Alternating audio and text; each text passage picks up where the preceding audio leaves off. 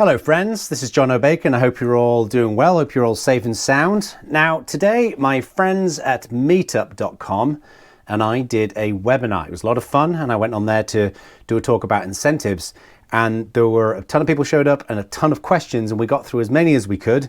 But you know what webinars are like, you've only got usually 10 or 15 minutes to kind of get through them, and there's always a ton of questions left. So I offered to go through a bunch of remaining questions today on this video. So this is where we're at, okay? So I'm going to try and get through these as quickly as possible because you don't want to be sitting around for an hour listening to me waffle on about questions. But if you ask a question, hopefully it's going to be in this list that my friends at meetup.com sent over to me. I really haven't looked at these. I wanted to kind of capture that webinar spirit. So I'm going to kind of take these as they come. That's the plan. Okay, let's get into it. So the first question is from Nick the Brit. I like you, Nick, because you are a Brit, and I approve of this sort of thing. He says, Jono, please join us on our Meetup Zoom group that I run every week, meetup.com/NJLinux. Well, it's not really a question, but I appreciate the offer. Yeah, I'd love to come and check it out. Thank you, Nick, the Brit. Next is from David Kabilinik. By the way, just so you know, I'm terrible at pronouncing names, and I think the reason for that is because no one ever says my first name correctly. I'm a Jono most of the time. It's fine. So I'm probably going to butcher people's names. I'm really sorry if that's the case. So I'll do the best that I can. David Kabilinik, I think that's how I pronounce it. David asks, I've heard elsewhere that extrinsic rewards generally demotivate people who are otherwise intrinsically motivated to do a given activity. Are you suggesting that is incorrect, at least in the Meetup community context? So this is a good question, David. I don't think it's that extrinsic rewards will necessarily demotivate people, but there is research that has found that if you put too many extrinsic rewards into a community, into an organization, then people will often focus more on the rewards themselves than the thing that they're doing to kind of earn the rewards, right? So I'll give you an example of this. A community that a friend of mine runs, they were giving out a ton of swag. They had a very large budget. So they were constantly sending people stuff. And what happened was the quality of the overall work started going down. And community members were always asking, like, when's the next thing going to arrive? And when's the next thing going to arrive? It's a little bit like a kid who, you know, one time you buy them a toy because they did something, and then every time that thing happens, they expect the toy. So you've got to be very careful, I think, in how you distribute extrinsic rewards. But I don't think there's any necessary risk if you distribute the right number of these, but definitely focus on the intrinsic rewards more than anything, first of all, because A, they're free, and B, they're all about validating people's participation and contributions, okay? All right, so next is from Tamika Charles Sims. Thank you so much for all the information. Thank you, very kind of you. I have a lot of members, but only 100 people who come regularly. How do I get the others to start coming back? This is the challenge, I think, with the vast majority of communities. And frankly, it's not just communities, it's a challenge with any kind of large grouping of people. So for example, if you have an email list, a smaller number of people are going to read your emails, click on your links. If you're selling things, buy your things. So it's pretty common that out of a larger group, you're going to have a smaller group of people who are going to be participating. So first of all, don't worry too much about it.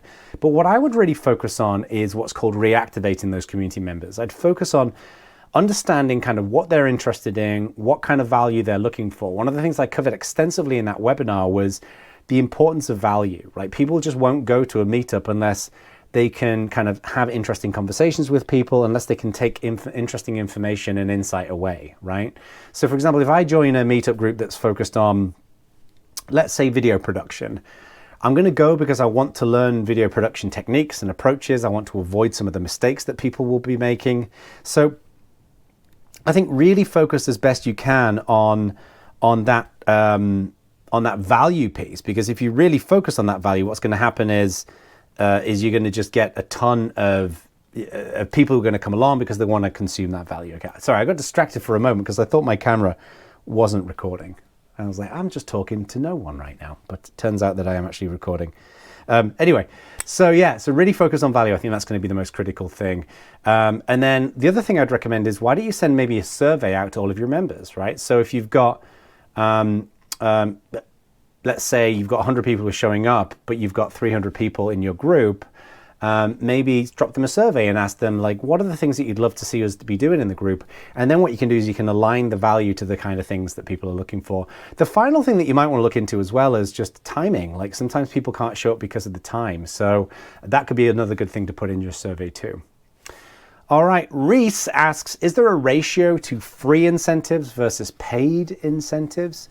I'm not entirely sure, Reese, what you mean by free incentives versus paid. I'm not sure if you mean the intrinsic rewards, such as thank you and things like that, and the things that you pay for to send people out. Let's assume that that's the case. I don't think there is so much of a ratio, a formal ratio, but I would definitely focus on, I guess if I was to make a ratio, I'd definitely focus on at least 60 to 70% of them being intrinsic rewards, and maybe 30% are going to be the extrinsic. You really want to use the extrinsic, the kind of the material swag type things, really for special occasions, right? But what you want to do is you want to bathe your community with recognition and validation, because that's what they love to hear, okay? All right, Yurima Ronish. Many meetup groups have many times more members than attendees, and there is a big drop-off rate between people who RSVP versus people who actually attend events. How can we engage these people and draw them in closer? So I think I already largely covered this when I covered Tamika's question earlier on about, 100 people who come regularly, but a lot of other members don't. Again, I would focus very extensively on understanding like what kind of value you can deliver. The basic gist that I have here is that in almost everything we do, we can squeeze more value out of it. We can say, okay, if we just do this thing, if we do this thing, we'll be able to accomplish more, we'll be able to get more value squeezed into what we're doing. So, for example, I gave the example actually in the session. If I do a webinar, there's the main session itself, but then I could always offer downloadable resources, and then I could offer kind of more, free chapters from a book, and I could potentially offer some an additional session that people can join. You can always figure out ways to squeeze more value in. So when you look at a typical meetup event, and let's say you've got let's say you've got one talk, right? And then a bit of networking, maybe bring in 2 or 3 talks, and maybe do some lightning talks, or create some free downloads that people can use, or create some workshops that people got access to, or put together a series of training sessions. Maybe you could pick, for example, a set of theme training sessions. So let's say you have a marketing meetup group, maybe you could do 3 social media marketing training sessions over the course of 3 weeks that people can sign up for. So that's the kind of stuff. I think when there's always things for people to do, then you'll get more people coming along.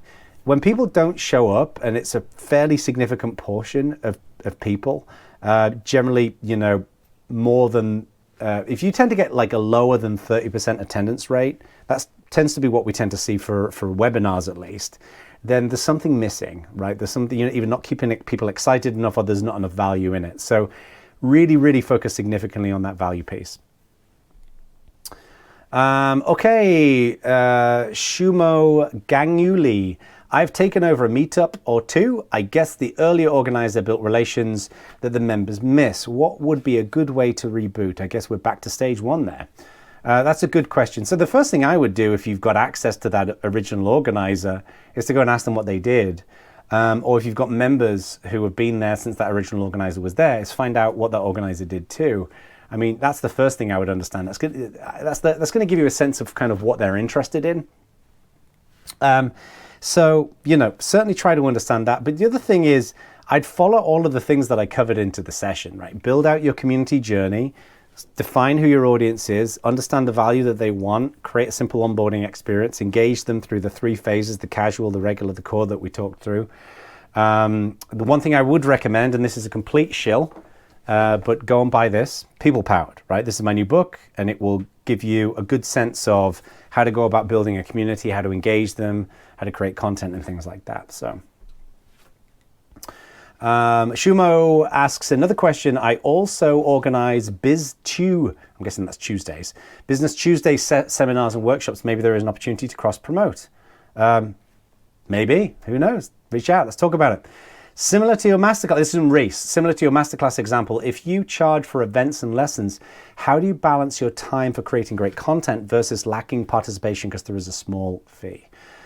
Well, let me just read this again. If you charge for events and lessons, how do you balance your time for creating great content versus lacking participation? Customer is a small fee. I think the question here has got to be, what is the end goal that you've got? Like, if you're in this to make money, then I'm not sure I'd be necessarily coordinating a whole bunch of paid meetups.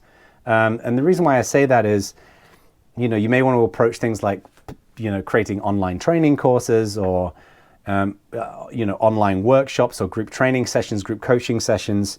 I think people largely, when they go to meetups, at least meetup events, a lot of the people who I know, they generally expect them to be free. So I think offering an additional workshop that people can purchase, I think makes sense. I would look at it, if you're running a business here and the meetup is kind of your front end of bringing people in. Again, a good comparison I think is kind of webinars, right? So like a lot of people will run a webinar and they'll get, you know, let's say 100 registrants, 30% of people will generally show up. So let's say that's around 30 people. And then usually around 10% of people might buy. So let's say that's 3 people buy. And it depends on the price of your course, right? So or your training sessions. So one of the reasons why people do that is because the webinars are relatively easy to put on, and then they can get, you know, a limited number of sales. So, but that's if you're running it like a business. I think most meetup groups don't run like a business, they run like a local community. So I think it's going to be up to you about how you want to spend your time. If you really need to make money, then maybe kind of driving these paid meetup groups is not necessarily the best route. In the same way that I often say to people, if you want to make money, don't write a book. A book will raise awareness. A meetup will, you know, is great for community building, but not necessarily if you want to necessarily bring a lot of money in, okay? I feel like I don't really have a good answer to your question there, Reese, because it's really your own determination on how you want to spend your time. So, anonymous attendee asks, how do we give material when we don't have self-made material? Well, you make it, you know, and what you can start making that material, or you can go and reach out to your community members in your group to make that material. So again, this is where I would encourage you to kind of bring the group together to discuss how you grow your community. So let's use an example. Imagine you've got, I don't know, for the sake of argument, you've got 50 people in your group. And you kick off a conversation, anonymous attendee, and you say, we want to increase the number of people who are coming into our community to come and hang out, okay? How do we make it more valuable? And you brainstorm some ideas. So you could say, well, why don't we put in more training sessions?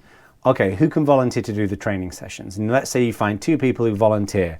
One person's going to do a session on social media, another person's going to do a session on marketing, right? So you schedule those sessions, and that's great. You've got some material there. Now let's say you think, okay, well, why don't we produce some kind of like downloads and some free material we can give people? So that could be worksheets that are created for use in those sessions. So when you're doing those training sessions, maybe you ask those people to create some worksheets that they can give to people that they can kind of fill in.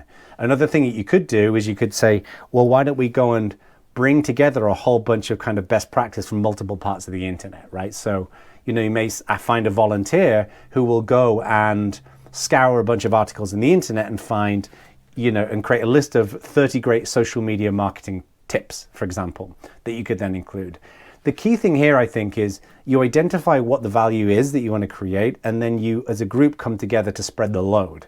And that's how the best communities operate, is that, look, we're in this together. And I'd set the expectations like, okay, I'm the anonymous attendee here who's running the group, and I want to make this a success, but I can't do it alone. I'm going to need you folks to come and help out with this, okay? Infinity asks, what if we just can't get people to show at all? That sounds like chickening out a little bit, Infinity. I think that you can get people to show up. I just think that you maybe haven't struck the right formula yet. You can always get people to a community. If there are people out there who have the interest in what you're doing, so let's say you pick something really super niche, right? Let's say I'm going to pick something that I know from my interest. Let's say I'm interested in setting up, I'm looking around my room to come up with inspiration. Let's say I want to create a meetup that is focused on power metal presets for the Axe FX3 guitar processor. Okay? Most of you probably don't know what those words mean together. It's so specific. What I do know is there's going to be a ton of people out there who will be interested in playing power metal with an Axe FX3, and there are people out there with that interest. There are people out there who want to find those guitar tones for the Axe FX3 for power metal. So I know that there's people out there. It might be a small number of people, but I can get to those people online if I want to, and there's probably going to be people in my local area. So what I need to do is, again, focus on raising awareness of the community, of the Meetup group, and why it's interesting, is encouraging people to come and participate and join, and giving them a reason. So maybe the first thing I do when I run my first Meetup group, what I'm going to do, or my first Meetup event, maybe I'll do a training session. I'll play some music at the beginning, and then I'll show you how I created that. I'll show it for different types of guitars. Then what we'll do is we'll have a discussion where we'll discuss some of our favorite power metal bands. And then what we'll do is we'll talk about some of the guitar tones that people have got in those bands. And then we'll go through a live session where we'll actually try and replicate it on the Axe FX, and I'll do it on my screen so you can see what's going on. So that will be something that I think will be very interesting to people who've got that niche interest. So again, it's all about, I think, focusing on that. What is the valuable thing that we can bring them in with? And then once they're in there, you go through the things that I mentioned in the webinar, such as you give them content, you engage with them through the casual phase when they first come in, you get to know them, ask them to post introductions and share a little bit about themselves, and gradually your community is going to start growing. All right, the next question is from Leslie. How do we handle meetings as a singing organization? Sorry, Leslie, I don't really know what that means. As a singing organization? I'm guessing that's... I'm trying to figure out what that might mean. A singing organization. I have this vision of this like company and all they do is sing to each other. It's like a musical. Sorry, Leslie, I don't know what you mean by that question. If you want to drop me an email to jono@jonobacon.com, I'll try and answer you there. All right, so David Kubalink also asks more on the mingling piece. I badly miss the ability to naturally walk over and chat one-on-one with someone at an in-person event or walk around from small group to small group based on interest or whim. When I've tried to reach out to people individually to set up Zoom call one-on-one, or we put people in assigned rooms, it often feels more awkward for people. Any way to make the loss of physical space for moving around? David, that's such a wonderful question. So I think the thing here is it's always going to be different online, but there is ways in which I think we can make it easier. So the first thing is getting people together into smaller groups. I'm a big fan of Zoom breakout groups. They work out pretty well here, where they can have conversations and discussions. I think that is good, so long as they're well moderated and they're well facilitated. So let's say you have a group of 50 people, and what you do is you break them into 10 groups of 5. And you ask each group to have one person who facilitates it, right? I'll give you a tip, actually, that's relevant to this. So a technique that I found that works very well. Again, let's imagine that we've got, let's keep it easier. Let's say we've got a group of 40 people, and we break everybody into 4 groups of 10, okay? So you've got 4 breakout groups, 10 is decent. You coordinate with each person, each group, to have one facilitator. And let's say the overall topic of the Meetup group is going to be focused on the PlayStation 5, right? So what you'll do is you'll give each group a topic. So that one group may have, the Unreal Engine version 5 demo that just came out recently, and people are going to discuss what were the most interesting takeaways from that demo. The second group may be the new SSD architecture that's built into the PlayStation 5, and what are the key takeaways there. The third group may focus on possible launch titles and what are the key takeaways there. And then the fourth group may focus on what is going to be the hardware design and kind of the actual impact of the new controller, and they discuss that topic there. So the 4 breakout groups go away and they have a 20-minute conversation and then the facilitator facilitates the conversation, and then you come back together as a group of 40, and each facilitator will share the key takeaways that they discovered. So everybody gets the benefit of listening to everybody else. Then what happens is you repeat the exercise, but people can choose which group they want to go into. So people go into different groups, and then again, you read out the outcomes. And that can be a great way to have a very interactive set of discussions in a structured manner. So those kinds of ideas, I think, is what I'd focus on. Okay, 2 left. Monica Soflo, how can we get members to host their own events versus getting requests to host events that interest them? That's a good question. It's a great question, Monica. The thing I would recommend here is that you encourage people, first of all, is you put together an event guide. Is you say, okay, you can run an event, but what we want you to do is go and do it yourself instead of us doing all the work for you. So here is a step-by-step tutorial for how to run your own event, right? And it can be things like how to identify the content and features, how to structure the timetable for the event, what resources you need, how to promote it, things like that. I actually did this when I was at XPRIZE, and we had events all over the world, and I wrote a bunch of materials and gave them to each event that kind of signed up to do this, that we approved. And then they had kind of a guide for how to go through it, and then we worked together as a community to refine that guide. So there's a huge opportunity to kind of standardize in that. If people don't have that recipe, that kind of cookbook, then they're going to probably struggle. And then the final one is from Judith Wright. Post COVID-19, can you talk about how to encourage people to attend a session in person versus online? So I do think that we are going to reasonably get back to normal at some point. I think it may take a while. And I think people will go to in-person events. At the beginning, they'll be very cautious and there'll be varying levels of comfort around that. So for example, I think a lot of younger people will be very comfortable going. I think a lot of people who are in the high risk age group for COVID, which seems to be kind of 60 and over, will be a lot more uncomfortable about going. I think the availability and the consumption of a vaccine is also going to impact that. And I think what I would do as a meetup organizer is to just have a mixture of in-person and online events. I wouldn't push people into going to the in-person events if they don't feel comfortable going.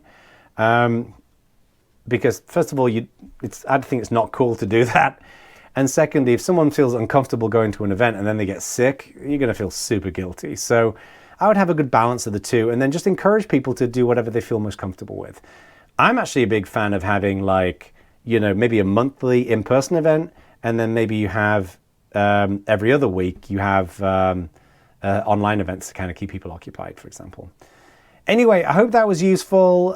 Just as a quick reminder, go to jonobacon.com/pack, where you can get access to a whole bunch of free chapters and materials and templates and other goodies that I am giving away that will help you kind of get going on this journey. And I hope you found the webinar useful. I hope you found some of these responses useful. My apologies that if I didn't get to any of your questions. These are the ones that Meetup sent me, but some of them may have been missed off. But anyway, stay safe, everybody. All the best with your meetups. And please, please reach out to me if you've got any questions. Jono@jonobacon.com is where I live and spend the vast majority of my life. Bye, everyone.